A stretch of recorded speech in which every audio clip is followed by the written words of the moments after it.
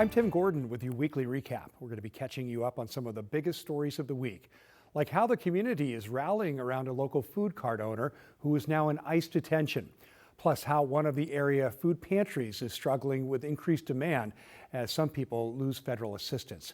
And the Trailblazers are looking back and also forward as their season ends with their first playoff run in years.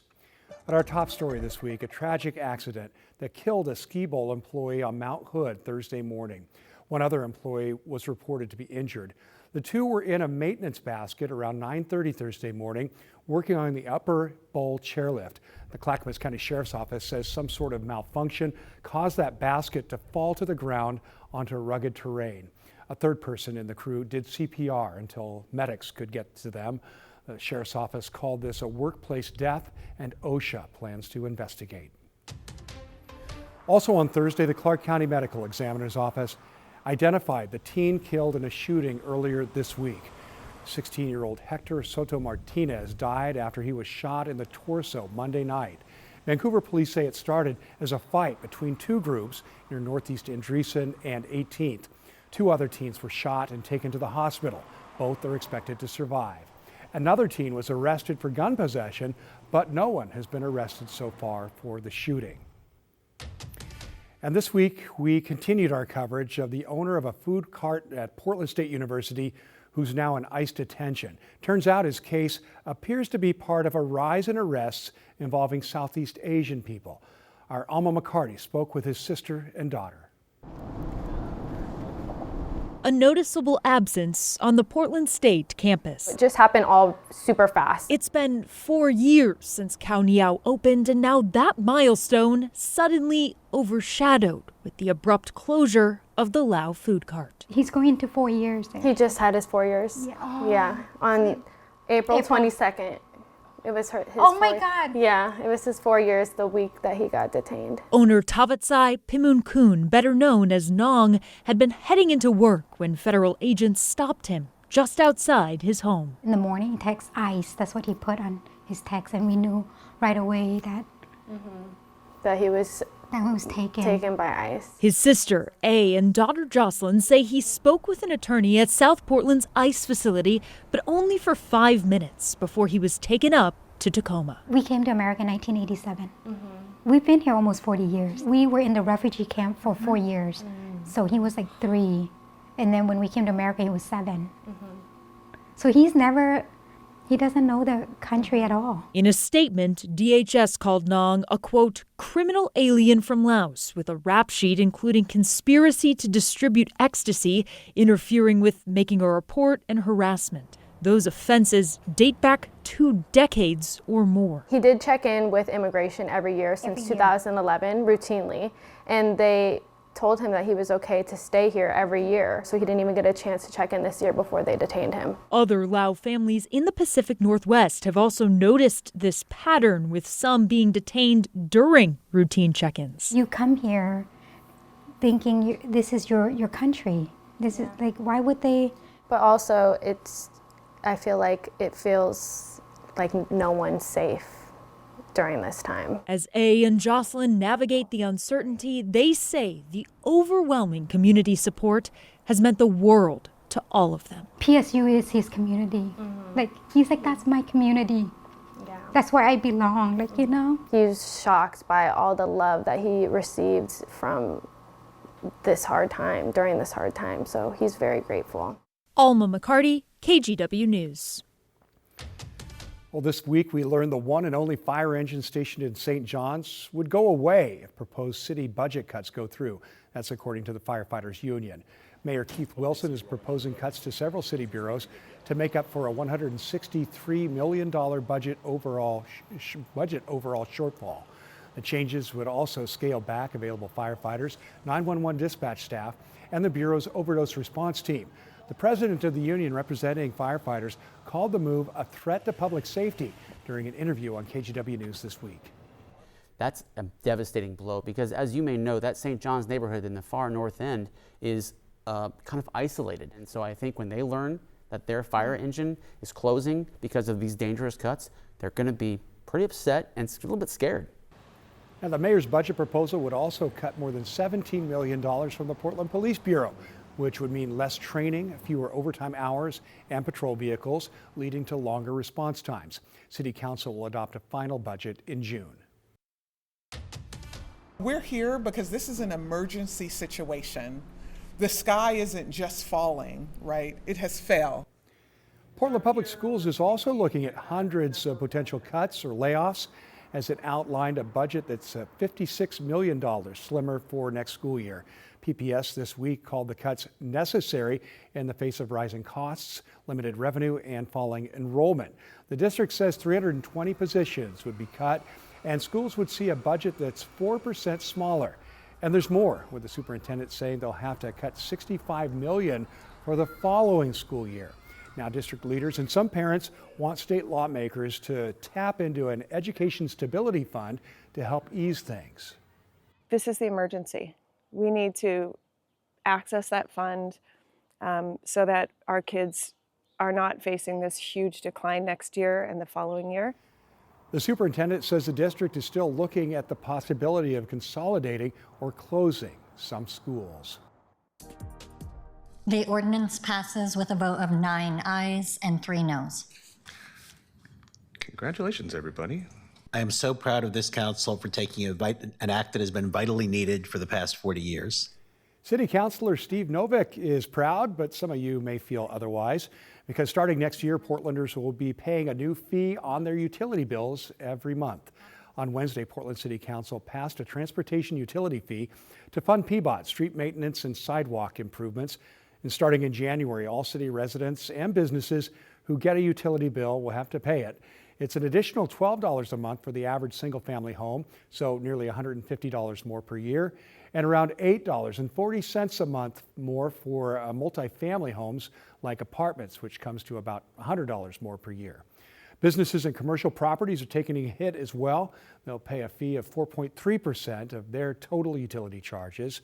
The move by council is projected to raise $46 million a year. Well, thousands of Oregonians are losing SNAP benefits as new federal work rules kick in for the food assistance. And one Portland food pantry says it's struggling to keep up.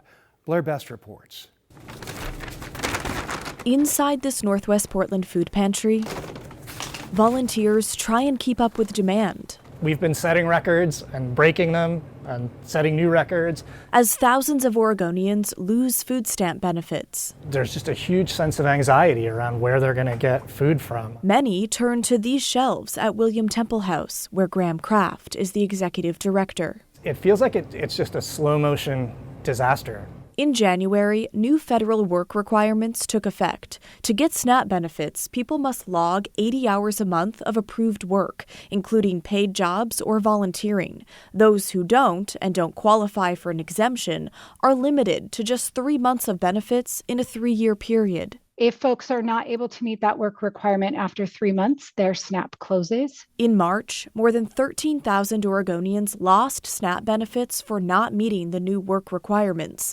Another 7,000 could lose them by the end of this month. It is a difficult number to see, and yet we know that folks have a lot of barriers in completing those work requirements. It's been an ongoing battle for a lot of people. Emily Sunderman helps people apply for SNAP. About a third of her clients have already lost benefits due to these federal changes. And some people have just given up even trying to apply. I don't think it's right. At 67, Dee lives off a fixed income. Her SNAP benefits were just cut. But I had 291 and I only get 44 now. Now, she relies on food pantries to get by. Peanut butter and jelly sandwiches, ham and cheese sandwiches, and they might give like an applesauce cup with you. People used to come here and feel relieved. And now you just see the anxiety. Just ask Mira Winters. We're just in touch and go mode. She works in mental health counseling at William Temple House. I've had clients come in with a lot of pretty serious grief around feeling like they're always just barely scraping by. Hunger's been getting worse for a while, but this is like on steroids. Blair Best, KGW News. At William Temple House, they say they're seeing younger people in their early 20s unable to afford groceries, and that some people are even asking to volunteer at the food pantry just so they can meet those new work requirements. And if you can't meet them or you've already lost your SNAP benefits, the Oregon Department of Human Services wants to hear from you. Call them at the number on your screen. It's 1-833-947-1694. They can see if you can qualify for an exemption, or they can help you try to get your benefits back. Well, Home Forward CEO Ivory Matthews has resigned from her position, the Housing Authority announced on Wednesday, after growing scrutiny over her spending on travel. This follows reports by Willamette Week saying Matthews spent more than $100,000 on agency-funded travel over the past 3 years. That includes a 6-day trip to Hawaii, where Matthews reportedly could not produce proof of work-related activity. Michael Bonacore, the interim director of the Portland Housing Bureau, will reportedly lead Home Forward for now. We have reached out to that organization, and we have not heard back yet. Police are asking for help identifying suspects who broke into a Southeast Portland garden center and stole thousands of plants. Surveillance video shows 2 vehicles back up to the front gate at Tony's Garden Center just before 6 a.m. Tuesday morning. Then 3 masked suspects dressed in black load up the vehicles and take off. The owners say the thieves took about 5 minutes to steal around $2,000 in merchandise. Honestly, it feels like someone broke in, just grabbed anything that was colorful so they can turn around and go either resell it or plant it in someone's yard to make some money. It was just really kind of violating more than anything, just seeing someone just willingly coming in and taking what they want. Now, to make matters worse, Tony says the theft came just ahead of their busiest weekends of the year, including Mother's Day weekend coming up. Well, Oregon State Police are asking for help finding a person they say illegally took eggs from a protected bird's nest. Authorities believe the eggs were taken last June by the railroad trestle near River Villa Park in Milwaukee. You see the pictures there on your screen. The nest is protected under the Migratory Bird Treaty Act, which makes it illegal to possess, sell, or purchase migratory bird eggs, although there are some exceptions. Anyone with information is asked to call the Turn In Poachers tip line. The number is 1-800-452-7888. It's disappointing. People don't have other ways to spend their time. Yeah, and it's like, why? There's like, what are you going to do with that? It's a question directed at the so-called bronze bandit, or bandits, who stole statues like this from a North Portland playground. Celine Stevens went to Arbor Lodge Park earlier this week to talk to families about the impact of their missing friends. There were once several animal statues here at this park, but over the last few months, they've started to gradually disappear. Now, everyone I spoke with today tells me that they love this park and their kids loved those statues, which are made out of bronze, but now a lot of them are just gone. We were all like, where did our alligator go? Well, it's definitely a loss. Bronze statues of animals like sea turtles, an otter, an alligator, all just gone from Arbor Lodge Park. He misses it. He'll go over there and try to sit where the salamander was and the xylophone. We go over there and he'll say, Dopty, it's gone. He really misses the alligator and the little baby turtle. Many areas just left with a singular screw sticking out of the rocks where the statues once were. I'm most concerned about the attachment that it was attached to. It's still kind of there and a hazard. This North Portland Park is actually the original Harper's Playground, a nonprofit organization dedicated to creating inclusive, accessible playgrounds for all. But now, this park, meant to make everyone feel included and safe, is missing a part of its character. No, it's disappointing. People don't have other ways to spend their time. Yeah, and it's like, why? There's like, what are you going to do with that? It's sad. I understand times are hard and people are trying to make rent, but it's sad to have the sculptures gone. Kids really loved them. Portland Parks and Recreation says it is dismaying to see apparent thefts from this beloved inclusive playground, and that the art is in the purview of the Regional Arts and Culture Council, or RACC. They say the last report they had of a bronze turtle missing from the park was in February, but damage to other pieces like the xylophone were noted since last June. RACC saying Wednesday that they reported the theft to the city of Portland, and any legal proceedings is up to the city when it comes to whoever stole it. It's just sad that they have that destructive thing in them instead of thinking of other people. That's just what makes me sad, is not realizing how much other people find enjoyment in them, and that they would want to vandalize and harm things that are for the community. Portland Parks and Recreation say that they plan to file a police report by the end of the day regarding these thefts. In North Portland, Selene Stevens, KGW News. Well, a controversial idea to ban foie gras is once again drawing a reaction from residents across Portland. Foie gras is a French delicacy where a bird, usually a duck or goose, is force-fed to fatten up its liver. The City Council heard from people on both sides of the issue this week. On one side, restaurant owners and some residents saying banning foie gras hurts Portland's established culinary scene, and say Portland has larger problems the City Council should be focusing on. The council did not make a decision this week, although under the proposal, restaurants and businesses caught selling force-fed foie gras could be fined up to $5,000. The fact that we would want to harm businesses that are not moving out of Multnomah County but staying here when we have a 32% commercial issue with vacancy in our city, I think is just, this is not where we need to put our time and our efforts. Now, not all restaurants who serve it source their supply from force-fed birds, but this ban would specifically target restaurants that do. Well, now that the Blazers season is over, the team is looking toward what's in store for next year. For most, Rip City exceeded expectations by making their first playoff appearance in 5 years. We'll say it was a good year. And they did it with Thiago Splitter calling the shots. Splitter was acting head coach for all but one game this season, the first one, after Chauncey Billups was arrested and charged in a federal gambling investigation. The question of who will coach the Blazers next season still up in the air. Splitter says he wants the job, and players have repeatedly shown their support for him.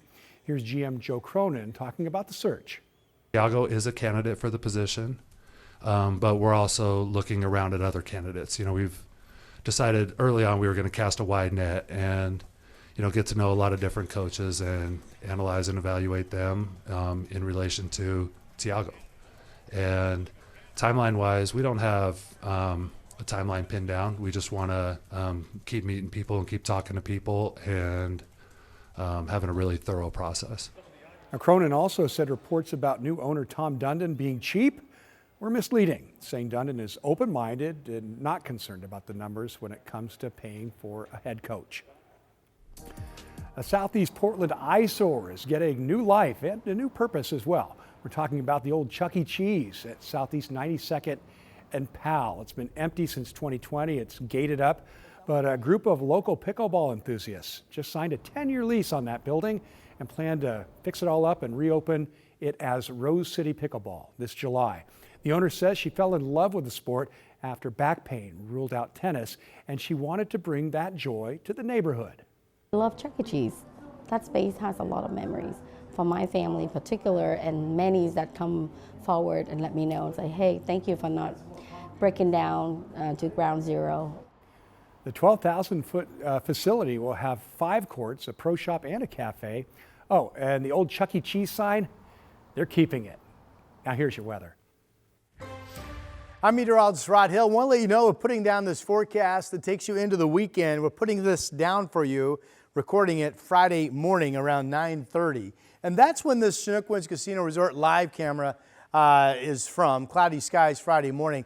I'm using the background to tell you that the Weather Service believes there's an enhanced risk of sneaker waves this weekend, both days, Saturday and Sunday, if you're going to be at the coast.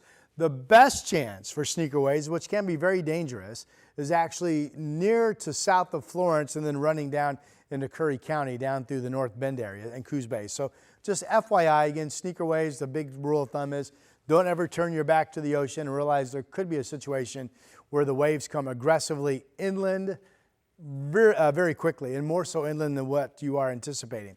Last time I'll show you this, it was 82. That was high temperature all the way back on Thursday, marking the first time that we've hit 80 degrees here in the Rose City. May do it again on Saturday. Definitely will be up into the 80s, if not hotter, on Sunday. So let's take you through your weekend. Here's our Futurecast movie. There's a developing low pressure center that's going to be pushing into California and to our south, and then sending clouds and rain chances from south to north both days over the weekend, Saturday and Sunday. This is a pattern we've seen a lot of recently. Showers and thunderstorms moving out of Nevada and California northward up into Oregon. So this is Futurecast Saturday morning at 9 a.m. Actually shows some showers in the Coast Range and they kind of fizzle out. This catches my eye. This is 5 o'clock Saturday afternoon. These would be thunderstorms moving up potentially along the west slope of the Cascades. Here's I-5, and maybe if they hold together, they would spill into the Willamette Valley. Now, the latest modeling as of Friday morning shows these storms dissipating. But will they really? You know, we look at instability indices as forecasters, and they show that we will be unstable Saturday, which makes it hard for me to believe if we get those storms that they will fade that easily. So just keep in mind, most of us will probably stay dry, maybe all of us locally. But there is the threat of thunderstorms this weekend that would fire up Saturday evening and move north and then spill back into the Willamette Valley. Here's Sunday morning, waking up to mainly clear skies, and here's Sunday afternoon, and there are showers scattered in eastern, central, and another thunderstorm risk that could bounce. I mean, that's Eugene, maybe waking up to thunderstorms, or not waking up, but seeing thunderstorms Sunday afternoon. So that's the flow pattern we're going to be keeping an eye on. Here are the temperatures. 74 Friday, we projected 78 on Saturday, probably a touch humid. We'll look for those evening thunderstorm chances in the valley. We'll stick with our forecast high of 88 on Sunday. Obviously a warm to hot projection, and right now it looks like we stay dry much of next week. Thanks to Rod for that, and that is a wrap on your weekly recap. I'm Tim Gordon. And remember, you can catch up on the latest headlines anytime on KGW.com, your KGW app, or our YouTube channel. Thanks for watching.